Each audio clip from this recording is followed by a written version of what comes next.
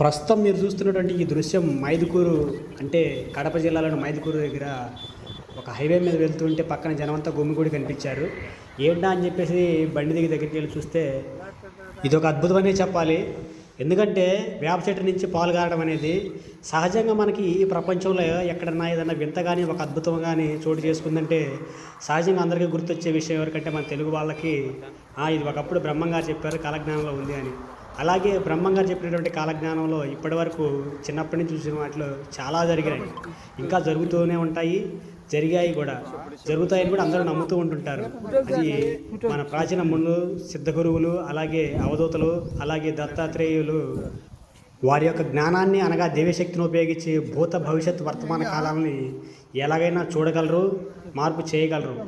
అలాగే ఇప్పుడు మనం చూస్తున్నటువంటి దృశ్యం కూడా మైదుకూరు దగ్గర ఒక హైవే పక్కన జరిగింది. వేప చెట్టుకి పాలు గత 2-3 రోజుల నుంచి ధారాళంగా వస్తూనే ఉన్నాయి. జనం చాలామంది చాలా దూర ప్రాంతాల నుంచి వచ్చి చూస్తూ ఉన్నారు.